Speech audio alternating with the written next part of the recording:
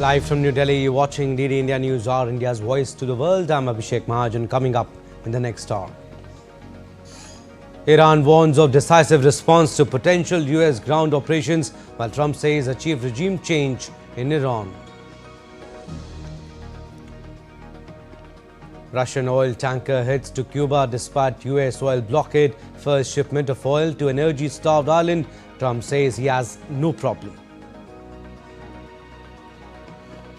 NASA readies for its first crewed mission Artemis II to the moon in more than 50 years, set to launch on April 1st.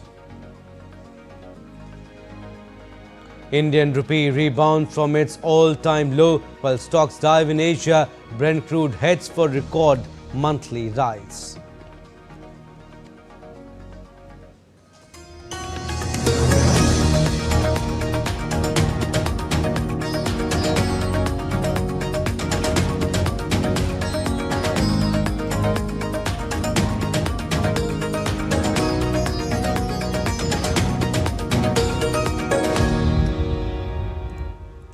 Let's begin with the reaction coming in from US President Donald Trump on Iran. He said in an interview on Sunday that he could take Iran's Karg island very easily, quote unquote. Speaking on a ceasefire with Iran, Trump reacted that a deal could be made fairly quickly. He further said that US negotiating directly and indirectly with Iran. Good negotiations today with Iran, getting a lot of the things that they should have given us a long time ago. We'll see how it works out, but they're very good. Moving along very nicely. They've destroyed a lot of additional targets today. The Navy's gone, the Air Force is gone, we know that. But we destroyed many targets today. It was a big day. And we are negotiating with them directly and indirectly. Meanwhile, Iran has accused the United States of plotting a ground attack despite publicly pushing for a negotiated deal as the US deploys thousands of military personnel to the West Asia. Iran's Parliament Speaker Mohammad Bakir Ghalibaf said in a statement on Sunday that the country's armed forces are ready to respond decisively if the threats materialize, and any US ground invasion of the country would be repelled. Ghalibaf's comments came as the Washington Post reported that the Pentagon is preparing for weeks of limited ground operations in Iran, potentially including raids on Karg Island and coastal sites near the Strait of Hormuz shipping choke point. The Trump administration is also planning to send thousands of soldiers from the Army's 82nd Airborne to the region following a US Central Command announcement Saturday that about 3,500 military personnel had arrived in the West Asia on board the USS Tripoli. Iran's capital Tehran was struck by new airstrikes on Sunday morning, with several explosions heard in the eastern part of the city. US's ready strikes hit the Iranian port city of Bandar Khamir, close to the Strait of Hormuz, leaving 5 dead and 4 others injured. Airstrikes knocked out electricity in Tehran, its surrounding region, and Al-Bors province. Iran's nationwide internet blackout has now lasted 30 days, leaving millions cut off from information and communication since the war began. Meanwhile, Iran's Revolutionary Guards said they had struck an industrial complex in southern Israel with ballistic missiles. Iran's Navy Chief Shahram Irani said the USS Abraham Lincoln aircraft carrier would be targeted by the Islamic Republic if it comes within range. The International Atomic Energy Agency has said that Iran's heavy water production plant at Kondab has suffered severe damage and is no longer operational. It was reportedly attacked on March 27th. UN nuclear watchdog said that the installation contains no declared nuclear material. Still photographs posted on social media on Friday showed fire and smoke at the facility after Iranian media reported strikes on it and a factory producing yellow cake uranium. Iranian media said there were no radiation leaks or danger arising from either attack. Now, Pakistan hosted talks with Turkey, Egypt and Saudi Arabia on Sunday as part of its efforts to broker an end to the Iran war, with initial discussions focused on proposals to reopen the Strait of Hormuz. At the end of the first day of talks in Islamabad, Pakistan's Foreign Minister Ishaq Dar said foreign ministers from the regional powers had discussed possible ways to bring an early and permanent end to the war in the region and had been briefed on potential US-Iran talks in Islamabad. The countries meeting in Pakistan have floated proposals to Washington tied to maritime traffic in the Gulf, five sources familiar with the matter told Reuters, as part of wider efforts to stabilize shipping flows.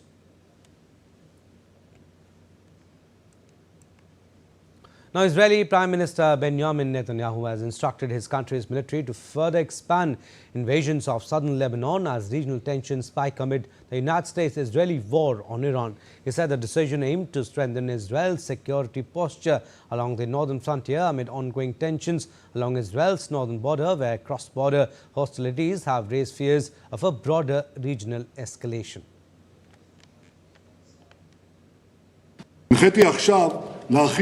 In Lebanon, I have just instructed to further expand the existing security zone in order to decisively thwart the threat of invasion and to push anti-tank missile fire away from our border. We eliminated thousands of Hezbollah militants, and above all, we eliminated the enormous threat of 150,000 missiles and rockets that were intended to devastate Israel's cities. Aimed to provide a significant increase in military spending, Israel's parliament approved the 2026 budget early on Monday as the country remains engaged in wars on multiple fronts.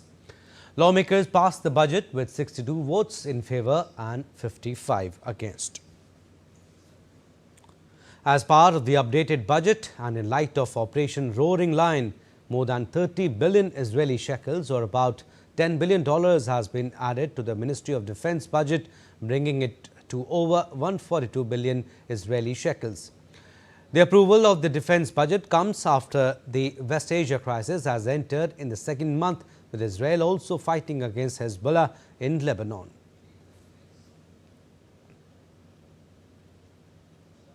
The budget's last-minute passage removes a key overhang for Israel's financial markets and economy, which has been operating since the start of the year on a pro-rated 2025 budget. By adding another 32 billion shekels for defense, the budget deficit target was raised to some 5% of gross domestic product. This has heightened concerns about inflation, potentially delaying a return to prudent fiscal management and limiting the scope for further interest rate cuts. Failure to pass the budget could have forced a snap election within 90 days. The election date has not been decided yet, but is due in late October. Netanyahu has also informed that the elections can also take place in September, keeping in mind the heat of the escalating conflict.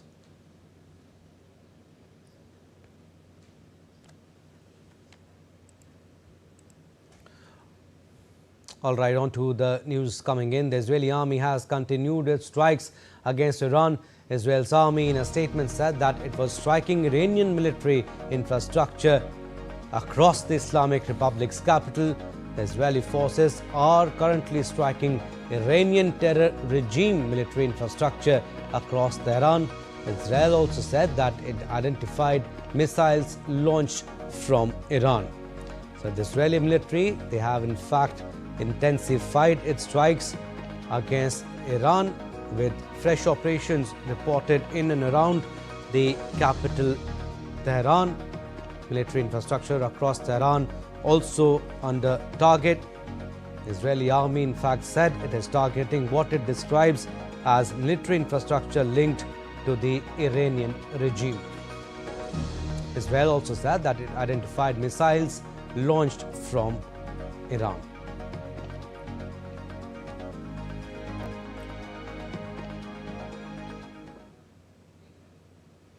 On Monday, Australian Prime Minister Anthony Albanese said the country will halve the tax on fuel and diesel for 3 months in a push to bring down costs that have surged due to the US-Israeli war on Iran. Albanese announced the step after meeting with the leaders of Australia's states and territories, agreeing a plan to tackle fuel shortages. Australia will halve its 52% per litre petrol sales tax for 3 months at a cost of $1.75 billion to the government. Australia's government is reassuring motorists that fuel shipments are arriving, while petrol shortages in rural areas are due to panic buying and distribution delays. Some states like Victoria and Tasmania have made public transport free, and officials are urging drivers to conserve fuel. New South Wales is focusing on helping rural towns amid empty petrol stations. Today, we're announcing the Commonwealth Government will halve the fuel excise on petrol and diesel for 3 months. The halving of the fuel excise will reduce the cost of fuel by 26.3 cents per litre. We're making fuel cheaper today because we understand that Australians are under serious pressure. However, we really also want to encourage Australians who can to take public transport to help save fuel for the areas and industries that need it. And I note a couple of the jurisdictions have taken action to reduce public transport fares as well. And ministers from the G7 will hold talks on Monday to unpack the economic consequences of the war in West Asia. The squeeze on supply has pushed oil and natural gas prices higher, with drastic knock-on effects for supply chains in countless industries. French Finance Minister Roland Lescure said the G7 meeting, to be held via video conference, would include energy and finance ministers as well as central bank chiefs and the heads of other international agencies. The G7, an informal grouping of the US, Canada, Britain, France, Germany, Italy and Japan, helps shape policy debates in the world's wealthiest nations. The United States has sought support from the group to help halt Iran's blockade of the Strait of Hormuz shipping route. And the US Navy guided missile destroyer USS Gridley docked at the Amador cruise port in Panama City as aircraft carrier USS Nimitz anchored offshore, marking the first visit of a US aircraft carrier to Panamanian waters in over 50 years. The vessels arrived as part of Southern Seas 2026, conducting passing exercises at sea with ships of partner nations as they circumnavigate the South American continent. Joint exercises are planned with Argentina, Brazil, Chile, Colombia, Ecuador, Peru, Mexico, El Salvador, Guatemala and Uruguay. Southern Seas 2026 marks the 11th such exercise in the region since 2007. And Syria's President Ahmed al-Shara is visiting Germany on Monday for talks on the Middle East war, rebuilding his country and Berlin's efforts to send back Syrian refugees. Shara, on his first trip to Germany since ousting Syria's longtime leader Bashar al-Assad in late 2024, is expected to meet Chancellor Friedrich Merz and President Frank-Walter Steinmeier. The former Islamist rebel leader has managed to build relations with Western governments and made several overseas trips, including to the United States, France and Russia. As a result, many international sanctions on Syria have been lifted to help the country rebuild after its bloody 14-year civil war.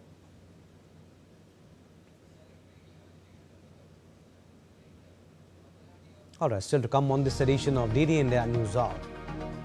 Ukraine's Volodymyr Zelensky meets Jordan's King Abdullah II. More details after the break.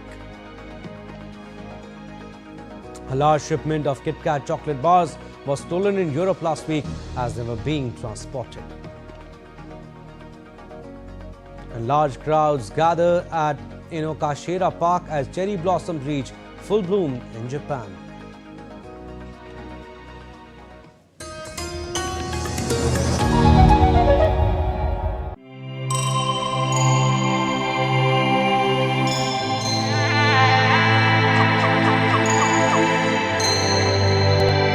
Embark on a timeless journey.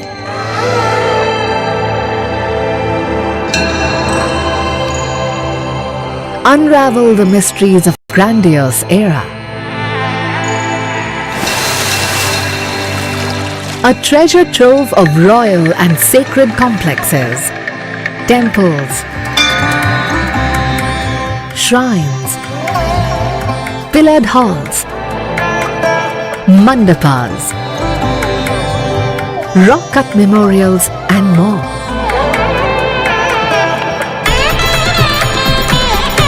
A spectacular setting of rugged landscape and exemplary workmanship, representing the best of Dravidian architecture.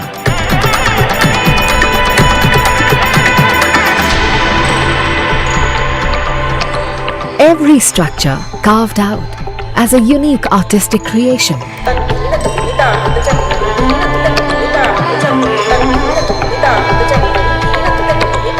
A heritage landmark that reflects pure magnificence, integrated within its natural environment. an unexplored haven for nature and adventure enthusiasts. An imposing heritage reflected in its street bazaars and annual festivals of music and culture.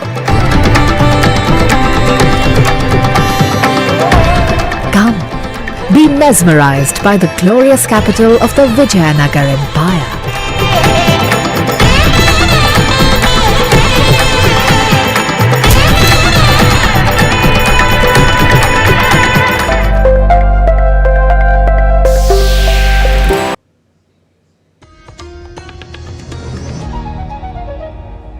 Welcome back. You're watching the India NewsHour. I'm Abhishek Mahajan. Some more stories. Ukraine is strengthening defense ties with Gulf countries. It has signed agreements with the UAE and Qatar, among others. As tensions rise in West Asia, Kiev has sent over 200 drone experts to the region. DD India's Adamya Mishra brings us more.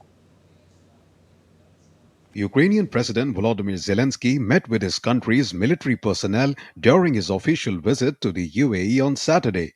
The move comes as Kyiv deepens security ties with West Asia. As tensions rise in the Gulf, Ukraine has agreed to cooperate with the United Arab Emirates and Qatar, with President Volodymyr Zelensky traveling to both countries discussing energy and defense cooperation.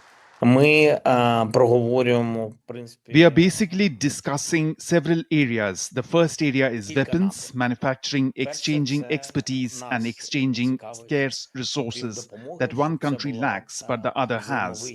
The second area is long-term energy cooperation. Zelensky also said that the deals he signed with Gulf nations envisage a decade-long cooperation on defense, including establishment of joint production lines. We have already signed the agreement with Saudi Arabia and we have just signed a similar 10-year agreement with Qatar. We will also sign a 10-year agreement with the UAE. On Sunday, the Ukrainian president arrived in Jordan for important meetings in relation to his Gulf cooperation. Zelensky said that security is the top priority and it is important that all partners make necessary efforts towards it. Kyiv has sent over 200 experts to advise several West Asian countries on how to intercept drone attacks that have wreaked havoc on energy infrastructure across the region. Adamya Mishra's report for DD India. And Ukrainian President Volodymyr Zelensky said on Sunday he was in Jordan as part of a worldwide tour of West Asia, during which he has signed defense agreements with Gulf states. In a post on X, he said security is the top priority and it is important that all partners make the necessary efforts towards it as Ukraine is doing its part. During his visit, Zelensky also met Jordan King Abdullah II to discuss a potential partnership in the security sector and the situation in the West Asia. The visit comes after Ukraine, which has sought to leverage its expertise in downing Russian drones to help Gulf nations, agreed to cooperate on defense with Qatar, Saudi Arabia and the United Arab Emirates. A Russian oil tanker under US sanctions is due to arrive in Cuba by Tuesday, despite a de facto American fuel blockade of the energy-starved island. The Anatoly Kolotkin, which is carrying 730,000 barrels of crude, was off the eastern tip of Cuba on Sunday. After Washington launched the oil blockade, President Miguel Diaz-Canel imposed emergency measures to conserve fuel, including strict rationing of gasoline. It would be the first shipment of oil to the island since January, bringing some temporary relief to a country of 9.6 million people that has endured a deepening energy and economic crisis.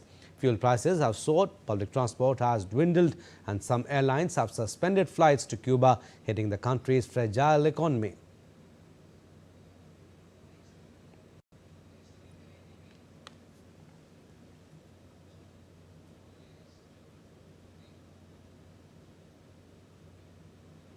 US President Donald Trump signaled he was reversing course on blocking oil shipments to Cuba, saying he had no problem with any country sending in crude as a Russian tanker neared a Cuban port with a badly needed shipment. We don't mind having somebody get a boatload because they have to survive. It wouldn't bother me. Speaking to reporters aboard Air Force One, Trump expressed sympathy for the Cuban people's need for energy and said he was unconcerned with any assistance it might provide the communist government in Havana because he predicted it would soon fall on its own. Cuba's finished. They have a bad regime. They have very bad and corrupt leadership. And whether or not they get a boat of oil, it's not going to matter. I'd prefer letting it in, whether it's Russia or anybody else, because the people need heat and cooling and all of the other things. The leader of Taiwan's largest opposition party, the Kuomintang, will visit China in April after being invited by Chinese President Xi Jinping, a trip that will come a month before US President Donald Trump goes to Beijing for his own summit. China, which views democratic Taiwan as its own territory, refuses to speak to the government of President Lai Ching-te, who it calls a separatist but regularly welcomes senior KMT officials, and Cheng had said she was planning on going. In a statement on Monday, the KMT said that Cheng was grateful for the invitation and had gladly accepted it. Cheng expressed hope that the two parties, the KMT and China's Communist Party, would work together to promote the peaceful development of cross-strait relations, strengthen cross-strait exchanges and cooperation, secure peace in Taiwan Strait, and enhance the well-being of the people.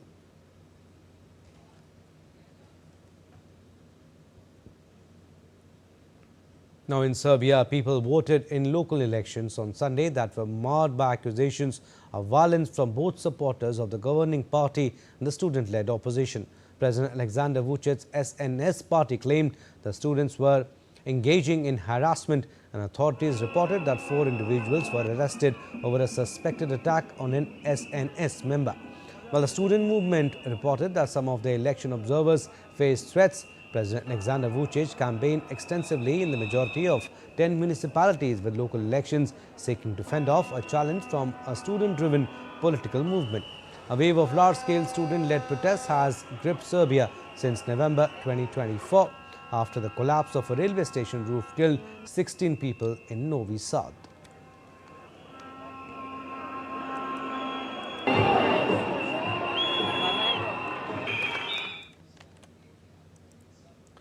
Australian police shot dead a fugitive gunman wanted for killing 2 officers, ending a 7-month manhunt for one of the country's most wanted criminals. Desmond Freeman fled into dense bushland in August last year after shooting and killing 2 police officers on a rural property in Victoria State. For the past 7 months, hundreds of police have pursued Freeman through the region's rugged terrain, pouring resources into one of Australia's largest ever manhunts. Local media described Freeman as a conspiracy theorist and member of the so-called sovereign citizen movement, which falsely believes it is not subject to the law. More than 450 police officers were dedicated to the investigation and search. They offered a $685,000 reward, the largest possible, for information that helped bring him into custody. And relatives of people detained under El Salvador's state of exception march in San Salvador on Sunday, demanding justice and an end to what they described as arbitrary arrest under the security measure. Protesters carried banners, crosses and photographs of detained relatives as they walked through the capital and arrived at the Metropolitan Cathedral. Relatives of detainees alleged that the arrests were made without proper investigations or warrants. Human rights groups have accused the government of violations under the policy, while authorities have said the measure remained necessary to preserve security and keep gangs under control.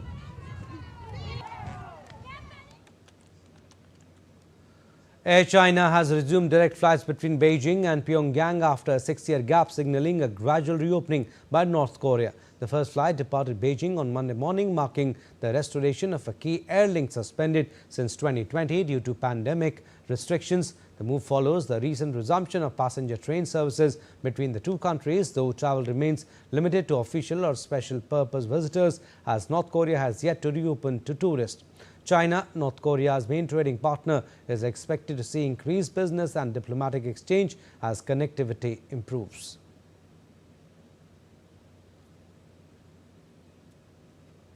Myanmar's military chief Min Aung Hlaing has been nominated in the presidential selection process. The move signals a possible political role for the junta leader. Min Aung Hlaing was named as one of two vice presidential candidates by lawmakers, with another nominee to come from the upper house before a president is chosen through a bicameral vote. The process follows a controversial election won by the military-backed party, which has faced criticism from the United Nations and several Western nations. Update now on NASA's Artemis II mission. The 4 astronauts set to voyage around the moon arrived at NASA's Kennedy Space Center in Florida on Friday to make final preparations ahead of their planned journey. Americans Ray Wiseman, Victor Glover and Christina Koch will make the trip, with their Canadian colleague Jeremy Hansen are scheduled to embark on the mission, with liftoff planned as early as April 1st. They entered quarantine in Houston last month and will remain there while awaiting final clearance. They will travel in the Orion crew capsule designed for deep space missions. The roughly 10-day journey will take them on a fast loop around the moon and back without landing on its surface. The mission will be the first crewed launch of NASA's SLS rocket and the first human journey to the moon in over 50 years. The Artemis II lunar mission has faced multiple technological issues and delays, adding uncertainty to the launch timeline. We are getting very, very close, and we are ready. We held our flight readiness review a couple weeks ago, and since that time, all of our operations have been going very smoothly. It's been going very well. Our flight systems are ready. The ground systems are ready. Our launch and operations teams are ready, and our flight operations team in Houston are also ready. The crew arrived yesterday, and I know that they're ready. They are more than ready. They can't wait to get off the ground. And a large shipment of Kit Kat chocolate bars was stolen in Europe last week as they were being transported. The company in a statement said that a truck which carried about 4,13,793 bars of its new chocolate range, about 12 tons, went missing after it left its production site in Italy earlier this week. For Poland, the company, working closely with the local authorities and supply chain partners to investigate, also ensures of no shortage of the supply for consumers. Let's now take a look at other stories making news around the world. In Poland, one of the country's most colorful traditions unfolded in the Rupee region as locals gathered in lights to celebrate Palm Sunday. Participants paraded towering handmade palm trees decorated with paper flowers, with entries judged on height, design and craftsmanship. The annual competition, held since 1969, marks the start of Holy Week and draws visitors to the rural celebration.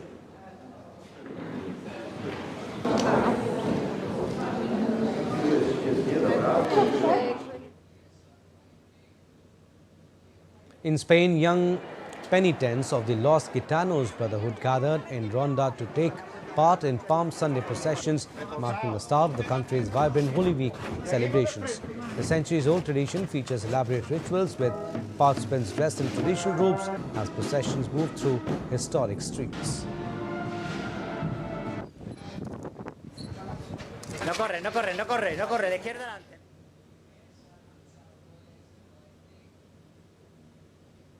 In Japan, large crowds gathered at Inokashira Park as cherry blossoms reached full bloom, marking the arrival of spring. Visitors enjoyed picnics under the pink canopies, continuing the tradition of hanami or flower viewing.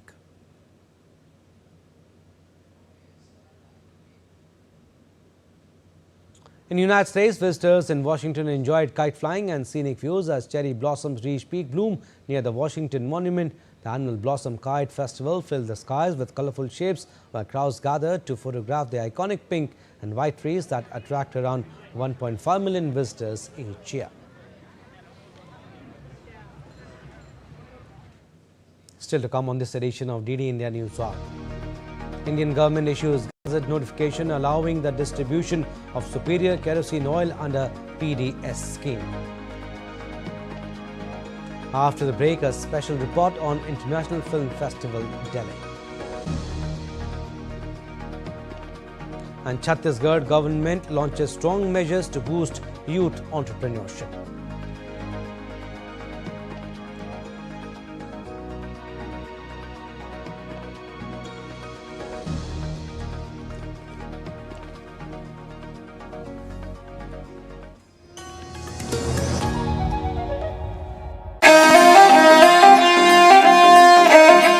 always welcoming. The vibe of Punjab is larger than life.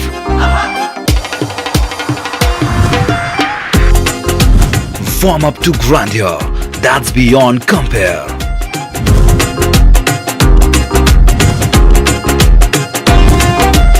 And history that's dotted with tales of bravery. Smiling soul of India, where music, art, cuisine and culture comes together to create an unforgettable impression. Punjab is all set to win your hearts with its unique and colorful extravaganza.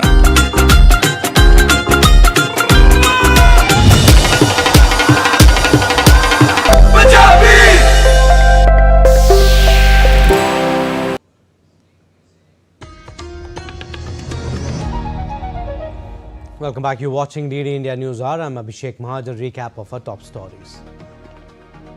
Iran warns of decisive response to potential US ground operations, while Trump says achieved regime change in Iran. Russian oil tanker heads to Cuba despite US oil blockade. First shipment of oil to the energy-starved island. Trump says he has no problem. NASA readies for its first crewed mission Artemis II to the moon in more than 50 years, set to launch on April 1st. An Indian rupee rebounds from its all-time low, while stocks dive in Asia. Brent crude heads for record monthly rise.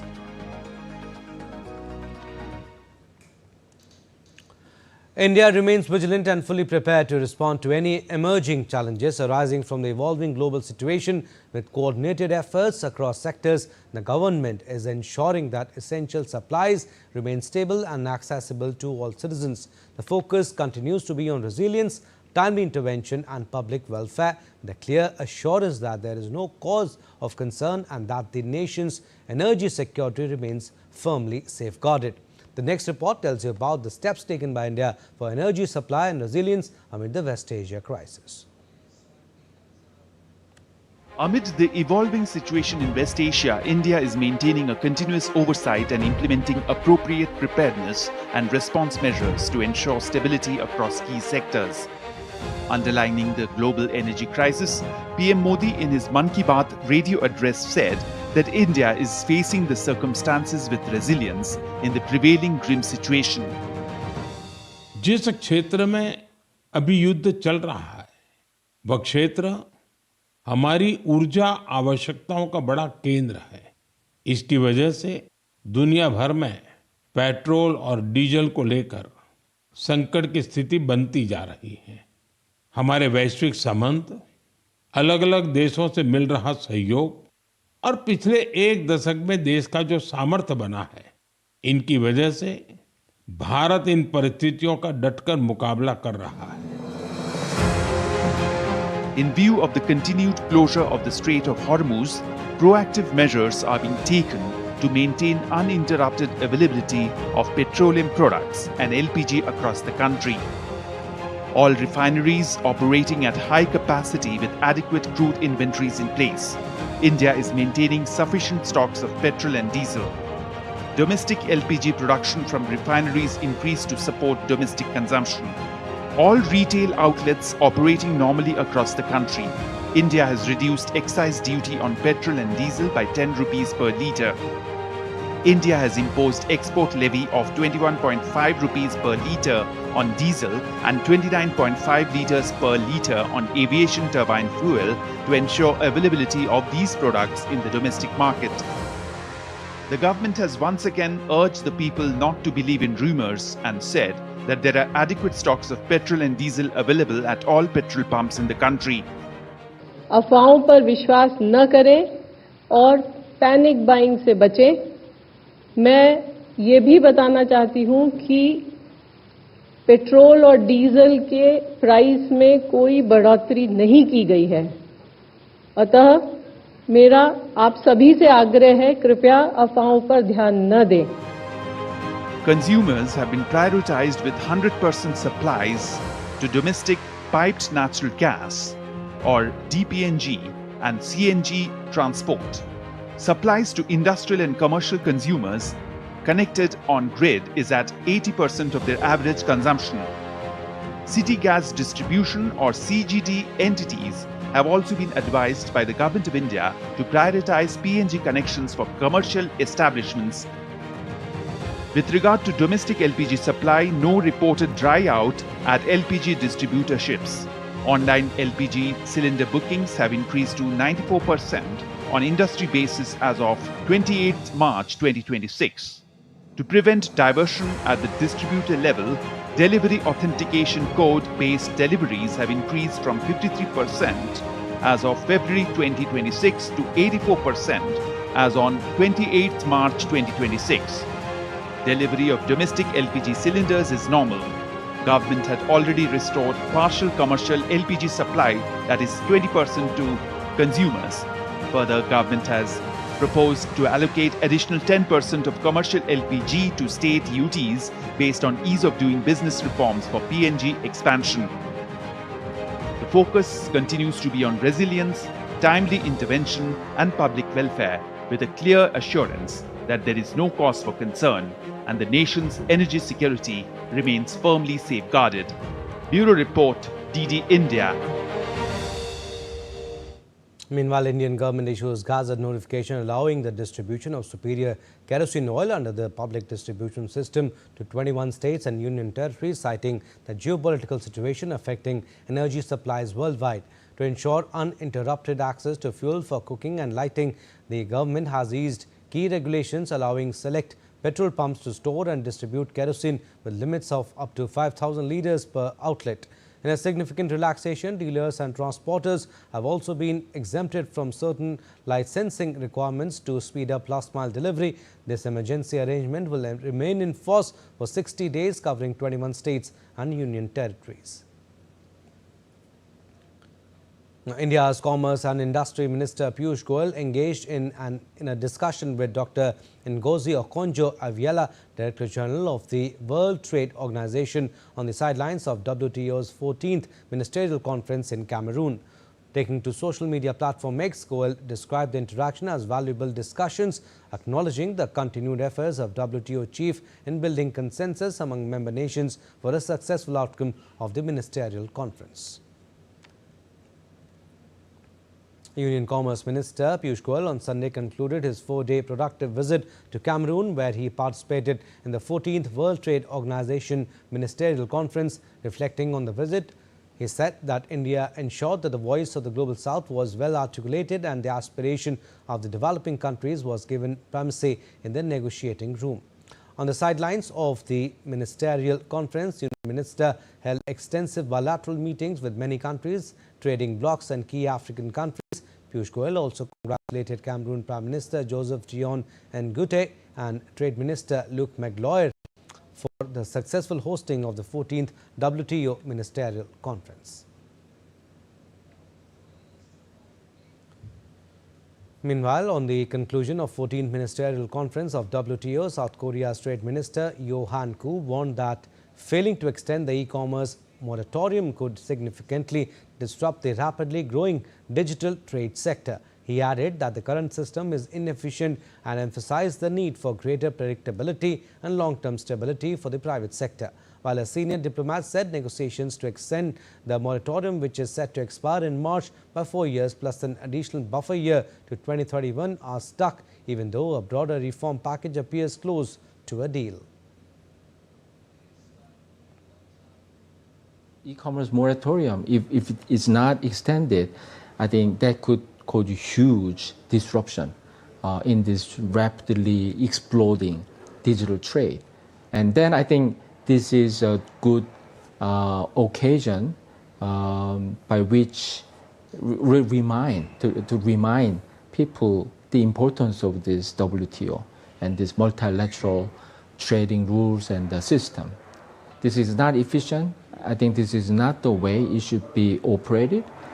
So providing more predictability and stability with a longer time horizon to the private sector, I think this is what should be doing. especially in this era of AI revolution and then fast this digital trade transformation. And with the government's deadline for eliminating Naxalism in the country ending on March 31st, the Lok Sabha on Monday will discuss efforts to free the country from left-wing extremism. The government has listed the discussion under Rule 193 of the Rules of Procedure and Conduct of Business in Lok Sabha, in which there is no need for a formal motion or voting. The notice for the discussion was given Shiv Sena's Shrikant Shinde and will initiate debate in which Home Minister Amit Shah is expected to reply and provide an overview of the government's efforts to eliminate Naxalism.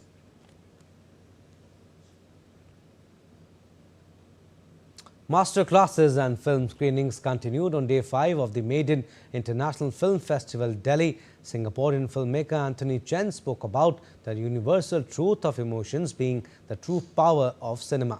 Elsewhere, the growing use of AI in filmmaking and entertainment dominated discourse at the festival. DD India's Tanvi reports.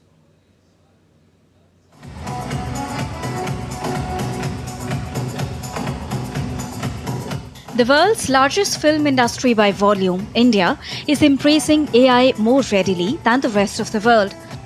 The use of AI in filmmaking and entertainment was a recurring theme across the masterclasses at International Film Festival, Delhi.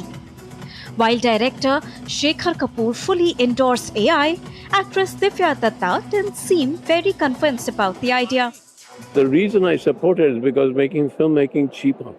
Yeah. And it's making it so a kid can sit at home and make a film that costs $300,000 in America, or $3 million or $300 million. You can make it for $3,000 now. So it is the most democratic technology ever for creative people. I feel you have to create a balance. Everything is great in balance. If we overuse it or underuse something, that doesn't really work, I guess. So AI, most welcome, but to keep the creativity of us humans around. Shekhar Kapoor also announced Masoom 2 as his upcoming project with the same cast as before. Bengali film Puratan, starring Sharmila Tagore and Rituparna Sen Gupta, was also screened at the festival. The IFF is such a great platform. It is an international platform और इसमें मेरी film दिखाई जा रही है, इसलिए मेरे बहुत ही मुझे प्राउड फील हो रही है और I'm very, very proud of the fact that my film Puratan is being screened. और it's a mother-daughter story. मैं डॉटर की रोल निभाई इसमें और डॉटर के किरदार किया और शर्मिला जी ने after 14 years एक बंगाली फिल्म किया. Singaporean filmmaker Anthony Chen spoke about the universal truth of emotions being the true power of cinema in a talk with festival's artistic director Vani Tripathi Tikku. There are moments where I've been, and then the quality of the screen is terrible, but sometimes you're there and you're just watching and you can't hear the sound and you can't read the subtitles, but you're still so moved. And real emotion is always, it hits you in the gut, right? Which is why, when I work with actors, I said, stop pretending to cry, because most good actors, they're very good at. Delhiites were seen enjoying the film festival and appreciated the delight of witnessing regional cinema. Some of them spoke highly of Neville Tully's vintage film poster exhibition. Oh, it was beautiful. The posters were so old and so original, and I think it reminds us of Guru Dutt, which we've almost forgotten. And Raj Kapoor and the old songs were playing, and it was just fantastic. The way it was organized was beautiful. It's nostalgic, and especially what I liked was Guru Dutt's posters in French. It was beautiful to see. We didn't know that time because we had newspapers and magazines only. But to see it one place, and from first movie to the last, it's beautiful to keep it in the one place. The cultural evening towards the end of the day appreciated India's handloom heritage with a grand fashion showcase. The use of AI in filmmaking and entertainment dominated discussions even on the 5th day of the International Film Festival in Delhi. The evening saw Singaporean filmmaker Anthony Chen give a powerful talk to the audiences, and of course, the cultural evening enlightened everybody, audiences, young and the old alike. With camera person Piyush Vardhan, this is Tanvi Taneja for DD India. Updates on upcoming state assembly elections now. With Kerala assembly election just a few weeks away, the Palakkad assembly constituency is braced for a fierce battle as both the BJP and the Congress have fielded high-profile faces. The BJP has deployed its firebrand leader Shobha Surendran, while the Congress has gambled on the popular appeal of actor Ramesh Pisharodi. The CPM-led LDF has picked restaurateur NMR Rasak, the entrepreneur behind Rothar Biryani, as its independent candidate. Known for her dynamic public speaking and strong ground-level rapport, Shobha Surendran brings a proven track record to Palakkad. She has a consistent history of increasing the BJP's vote share across various elections, with Prime Minister Narendra Modi reaching out to the party workers and leaders in Palakkad. The entire party leadership is hoping that the BJP will be able to pull its first assembly seat in central Kerala. And Prime Minister Modi on Sunday held a high-energy roadshow in Thrissur as part of the NDA's assembly poll campaign, drawing thousands of people and turning the event into a vibrant cultural spectacle.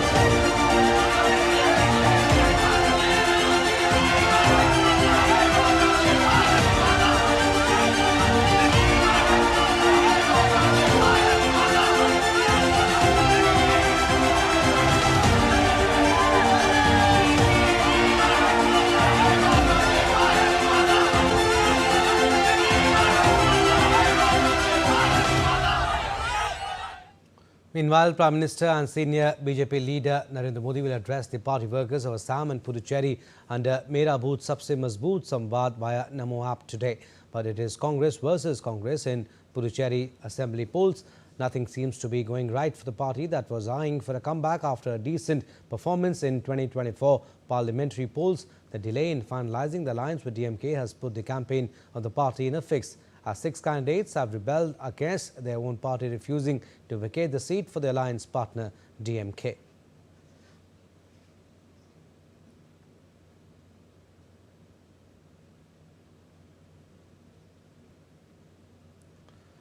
And Chhattisgarh government launches strong measures to boost youth entrepreneurship, providing financial support, loans and subsidies to promote over 5,000 startups under the new innovation and startup policy.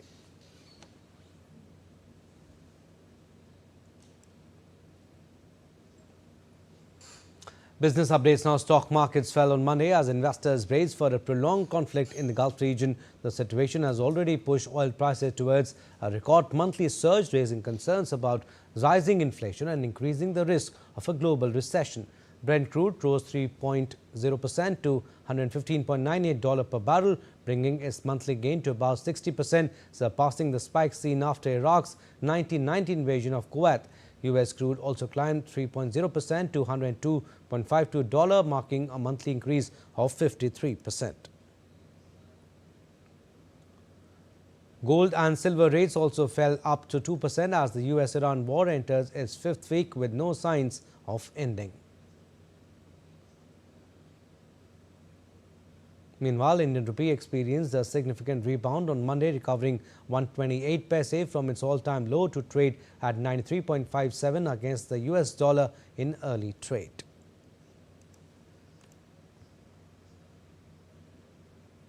All right, DD India Shama Mishra joins us on the phone line from Mumbai. Shama, the Indian rupee has staged a sharp rebound today, recovering over a rupee from its record low. How sustainable is this recovery? Well, the comeback is obviously with measures, and we are hoping that this will be sustainable because the Reserve Bank of India has introduced these rules, which is capping the bank's open forex positions at $100 million. And by the end of each trading day, effective 10th April. So this move is particularly aimed at limiting aggressive bets, which is against the rupee, and it will obviously do the tightening in the currency market. The activity has to be tightened, and that is why the central bank had to intervene. This particular action is also reflecting on the rising concern over the rupee's recent weakness, especially when it hit the record lows following the Iran conflict. Now, if we are also talking about the markets have also, both the Sensex and Nifty 50, they have slipped over 1% or more than 1% today, and we can say that this has been a rough start.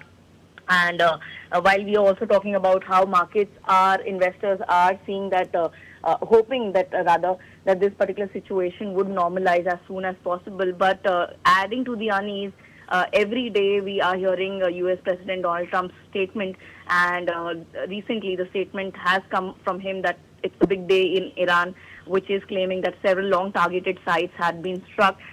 This clearly shows or says that this particular conflict is far from over, and this is what is making the markets anxious. One of the biggest concerns right now is oil, and we are all seeing, not just the Indian markets, yes, but across the globe, we are seeing that this particular issue is concerning everybody, because higher oil prices will lead to inflation worries, which will put pressure on the government finances, and it will also affect the corporate margins. So overall, we could say, although there is a good news from the rupees side, there is concerns from the market side, from the international front, and taking all these things into factor, the markets are responding how they're responding today. All right, Sharma, we'll leave it at that. Thank you for getting us the latest on that story. All right, sports updates now. We'll start with Indian Premier League. Chennai Super Kings will take on Rajasthan Royals at the ACA Prasar Bharati Stadium tonight. The contest is shaped as much by transition as by recent form. Both teams come in after underwhelming 2025 seasons.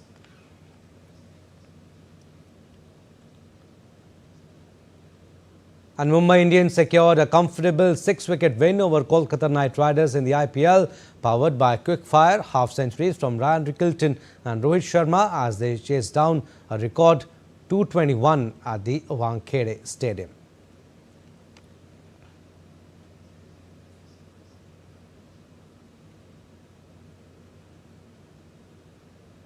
All right, Narayan Singh joins us for more. Narayan, Mumbai Indians finally broke the 14-year jinx of not winning their IPL opener. Great chase by Mumbai team, and good to see Rohit Sharma starting with a bang, also breaking Virat Kohli's record of most runs against an IPL opponent. Abhishek, a befitting reply by Rohit Sharma to his critics, those who are posing questions over him, because we know that he's a one-format player, and it is always difficult for any player to play a one-format game, and the lack of international exposure is there for such players. But the kind of inning he played yesterday's match definitely showed that Rohit Sharma still has a lot of cricket left in him, and it showed the way he played yesterday's inning. Definitely kudos to him, and helped the Mumbai Indians, because we know that they were known for not winning their initial matches. But the Mumbai Indians last time won their opening match was back in 2012, and winning that things is a good thing for the Mumbai Indian. And talking about their squad, it is one of the most balanced squad in this season of the IPL, whether it is batting, whether bowling. They have the best bowler in the world, Jasprit Bumrah. And talking about Trent Bolt is also there. And talk about the batting department, they have the 4 captains. Mitchell Santner yesterday didn't play, but when he will join, definitely it will boost the spin options for the Mumbai Indians. Overall, a fantastic cricket by the Mumbai Indians, hoping that they will continue this winning momentum. Yes, Narayan, also talking about today's game, Rajasthan take on Chennai today. Both finished at the bottom in the last season, but all eyes yes, will be on Sanju Samson, a World Cup hero who is with CSK now, and also Vaibhav Suryavanshi from Rajasthan. Definitely, as you mentioned, all eyes on Jadeja and the Vaibhav Suryavanshi. But the game is also pitting Vaibhav Suryavanshi against Ayush Mhatre if he plays today, and also Jadeja against Sanju Samson, because we know that they were just traded in the small window, the mini window, that auction window that took place. But all in all, we can say that is challenging for both the teams, because last time around, as we mentioned, both of the teams finished bottom of the table, and after that they strengthened their squad, especially Chennai Super Kings, giving an opportunity to young players like Sharma, and also giving an opportunity to players like Prashant Veer. So we can say that totally they have changed their philosophy, as we know that Chennai Super King always known for just bringing and using the tried and tested players. But this time around, the way they bought fresh faces and the young talent they gave chance, Ulvil Patel is there, and the way they bought Prashant Veer and Karthik Sharma, and along with Ayush Mhatre. So, young squad, but thing is that can they just challenge this Rajasthan team at the Guwahati Stadium? Remains to be seen, because they have a strong pace attack in the Archer is there, Nandre Berger is there, but yes, the match will start at 7:30 p.m. Indian Standard Time. We'll leave it at that. Thank you for your inputs, Narayan. Well, that's all we have in this edition of DD India News Hour. Stay tuned for more news and updates. Namaskar.